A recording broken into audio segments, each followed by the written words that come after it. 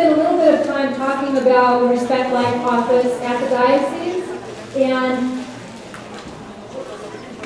part of this meeting, as many of you know, is for the Day for Life for St. Joseph's, but also for representatives from parishes throughout the diocese. So I'm going to do a little bit of business and getting some information out to the parish reps, although a lot of it is really helpful personally as well.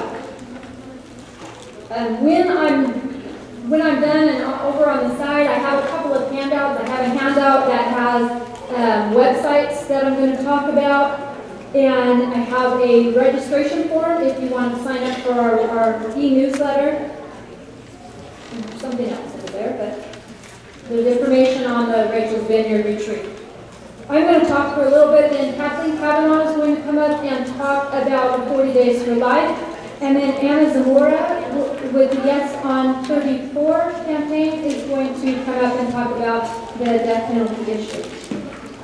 After we've done all that, Teresa Peterson, who is a member of our Project Rachel team, and I are going to spend about 30 minutes talking about the post-abortion healing and reconciliation program here in our diocese and what we're doing with that, to give you some idea about that issue. So if you want to slide.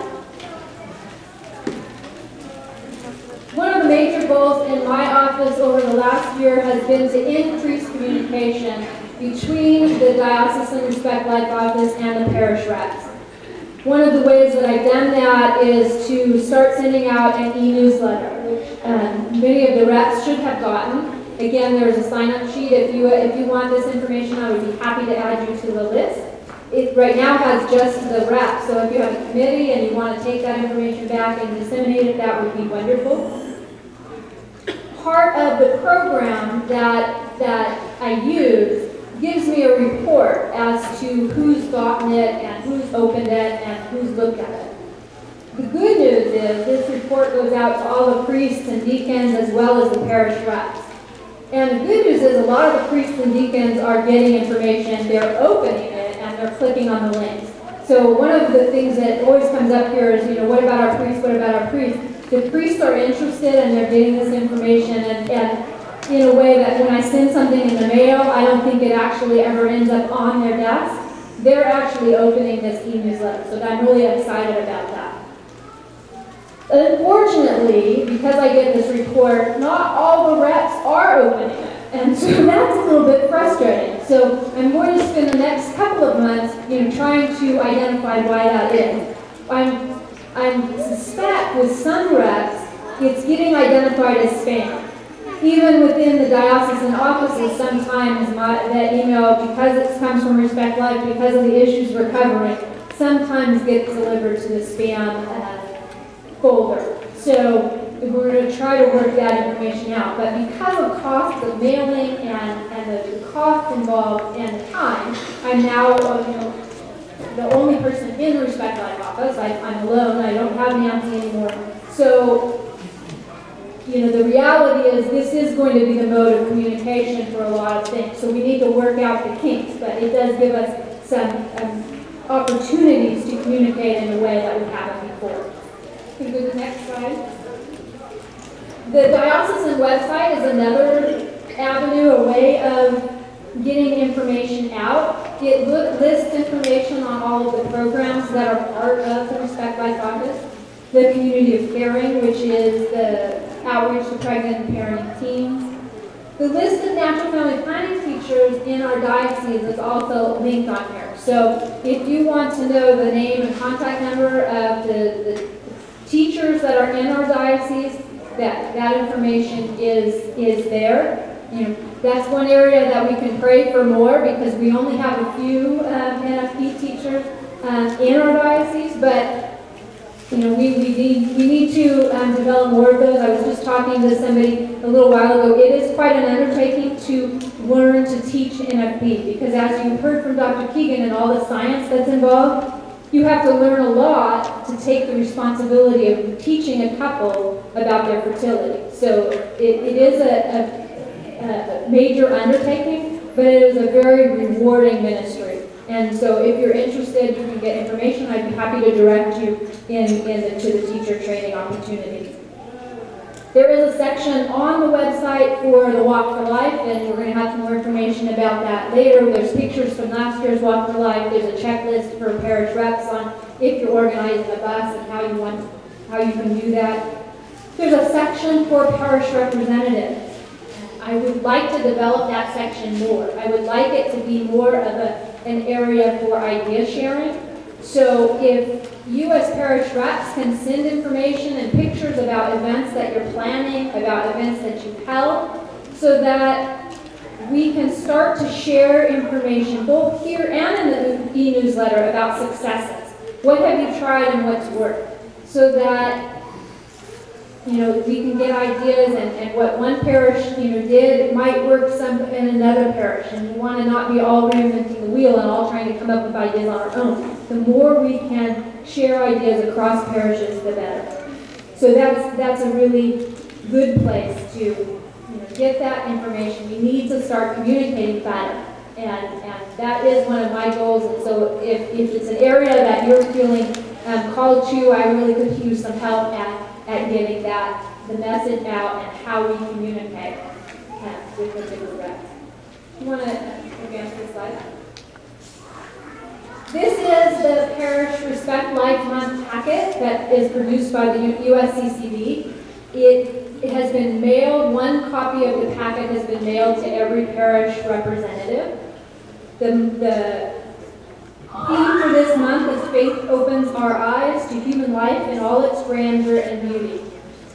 So it goes out to all of the parish reps, but I think in some parishes it's used and disseminated and gets out into the parish, and in some parishes it stops and it's this big envelope of information that gets kind of glanced at and tossed aside. So I'm going to spend a little bit of time talking about what actually is in there.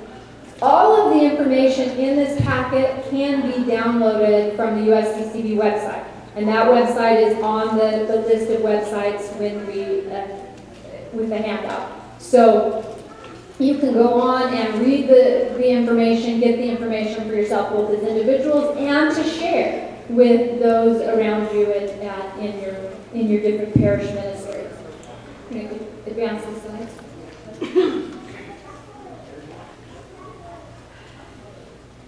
This is the liturgy guide that is in the packet.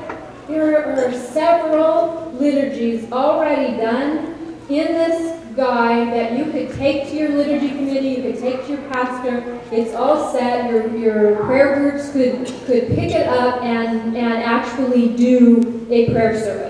So there's information about tomorrow's liturgy, which is Respect Life Sunday. So there were homily hints and intercessions that could have been used either this weekend or throughout the month.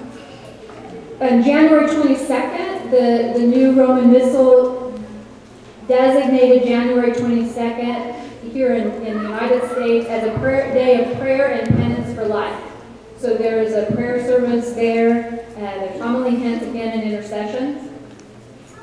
There's a new prayers for the Mass for giving thanks to God for the gift of human life. So instead of always looking at the bad side or the negative side, or we're always looking at the abortion, we could have a prayer service thanking God for the gift of life.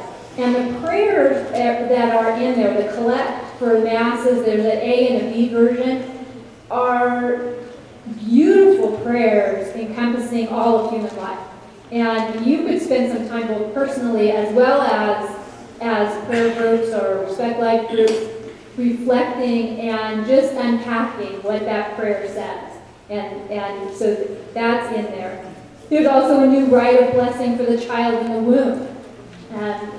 It kind of sounds ironic, but there was not an official blessing for a pregnant woman before, and that's just been authorized. And so maybe an idea when we've been kicking around at the diocesan level is on the Feast of the Annunciation, maybe at Mass, having a prayer for all pregnant women that are at the Mass. So there's different opportunities to do that. That prayer service would be done after the prayers of the faithful. An order of blessing for pro-life pilgrims, both before and after their journey. So if you're planning a trip for the Walk for Life, pick up that liturgy guide. Use the blessing for pro-life pilgrims before. Maybe you do it on a Sunday service, at a Sunday Mass, and so people that even aren't going on the Mass are praying for your pilgrims that you're sending off to the Walk for Life and coming back. So all of these are ideas for that a parish or a committee or a Respect Life Rep doesn't have to invent. They've been designed for you, they're liturgically correct, they're right there, ready to go. There's also a prayer service for forgiveness and healing. So all of those things, again, are there. So don't let that liturgy guide just sit in that packet, in that white envelope on your desk. Get it out to your liturgy committees, talk to your priest about it, get it out into the parishes. Okay, go ahead and advance this slide. The Life Matters pamphlet series are in that packet. There's 8 pamphlets, both in English and in Spanish. They represent the Catholic teaching on major pro-life issues. They've got facts and reasoning drawn from science, history, law, sociology, and other secular sources. So it's not just the church teaching. It draws, kind of like Dr. Keegan did, makes the logical argument, because our positions make sense in not just a faith-based, but as just good common sense and good science, and makes those connections for you. These articles are written by noted authors, and we talked about Archbishop Chaput earlier. He's written one of them. Former HHS Assistant Secretary Joel Garcia has written one of them. Professor Helen Alvery from George Mason University of Law has written one of them. So they're really good, solid teaching. They're footnoted, gives you the citations that are on there. They can be downloaded both as pamphlets as well as one-page bulletin inserts. So again, a committee could, talk to the parish and maybe once a month or once every couple of months insert that in your bulletin. All of these are ideas that just planting seeds. That's what we do. We plant seeds. We put out information about the Respect for Life in positive ways repeatedly. And a lot of times we don't get to see the fruits of that, but we just repeatedly get that information out. Your PTAs, your parent groups, your RCIA classes, all of these are good venues for getting this information out. And it can be downloaded both in English and in Spanish. So these resources are are available. Advance the slide, please. Prayer has always been a central part of the Church's observance of Respect Life Month. And the Committee on Pro-Life Activities and the Ad Hoc Committee on Religious Liberty, which Bishop Blair was talking about this morning, have joined together and asked us as Catholics to do this Rosary Novena for Life from October 14th through October 22nd. So this pamphlet can be downloaded. Again, it's designed for parish or family or individual use. It can be downloaded in English and in Spanish. They highlight the courageous witness of the saints commemorated during that 9-day period. So there's a reflection as well as tell you which mysteries of the Rosary to say that day. And it includes the 3 new American saints, which will be canonized on October 21st. Again, can be downloaded in English and in Spanish. So all of these resources are up there, ready and available. Okay, can you advance the slide? This is the USCCB website. It's really easy to get lost on their website because they've got so much information and so many things, and they just redesigned it, and personally I get lost more now than I used to. So on the handout and with the link, it gives you the link to this page, and that has all kinds of resources. If you look over here on the left-hand side, under who we are, the second area is Respect Life program. So that's where you would click to get all of the resources that are in that folder, is on the Respect Life program. This one has prayer resources, has holy cards, has a lot of information, again, for that whole prayer part and component of Respect Life Month. We advance the slide, please.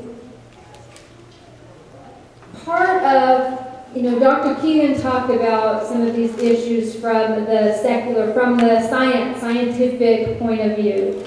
Another piece of the puzzle is that whole theology of the body and teaching our young people the beauty and dignity of our human sexuality. And we have the Youth and Young Adult group, English Youth and Young Adult office, and myself are sponsoring a training for facilitators for programs that came out of Ascension Press. There's Theology of the Body for teens, as well as Freedom to Love, which is a young adults program. At this facilitator training, we'll have information on the programs, and representatives from St. Anne's in Lodi and St. Edward's who have been using these programs in their parishes will be there to share how they go about this. So this isn't for just general users, this is for somebody who wants to host one of these presentations. The program themselves are a DVD presentation. The Freedom to Love one is Christopher West. I think the Theology of the Body one is Jason Everett, but I'm not sure about that. It might be either Christopher West or Jason Everett. But they do a video presentation on the church teaching. Understandable. If anybody's heard either of those gentlemen talk, they're very easy to listen to. They make great presentation. They do the teaching and the catechesis. Then there's a user guide that has discussion questions. We hosted sessions of the Freedom to Love, both at Stanislaus State and Newman Center and the UOP Newman Center back in the fall. And it was fascinating to hear these young people, who were all very active Catholic young people, sharing insights around this issue and what they heard about the church teaching. One of the scary things to me was several of them talked about being afraid of marriage. So we need to do a better job of catechizing about the beauty of marriage and the beauty of our sexuality and that whole new evangelization. Instead of letting the society define what we believe about marriage, we need to be speaking out more clearly. Last Sunday, Bishop Blair did a mass for all couples who had been married more than 50 years, and there were over 150 couples at Annunciation, and it was a beautiful statement about love that I think we don't take the opportunity enough to say and get that word out, that marriage is a beautiful gift. And so that's another area to get out the information. There is a checklist on the parish representative site that goes through what you would need to do. You need to reserve a bus, you need to reserve a parking spot with the Walk for Life West Coast, and there's a website that you need to do that. And you need to decide what you're going to charge and how you're going to do that. And most of all, back to that communication issue, all of you that are having buses need to send the information to me so that I can put it up on the diocesan webpage. Because we have 30 buses going usually, or last year we had to the Walk for Life. People go to the website to get that information, so it needs to be there. So if you reserve one, let me know. There's a non-Catholic church that's interested in doing the bus Walk for Life. So I was saying that website is, that checklist would be helpful for them. It would be interesting to get that information out on our website as well. I think we're all kind of trying to get out there in an ecumenical way and get more people. We should be joining on these issues, and we keep trying. And so if you can, get that information out for a non-Catholic church, that's wonderful. It's not all Catholics there, but I think Evo can tell us later, what the denomination, what the breakout is.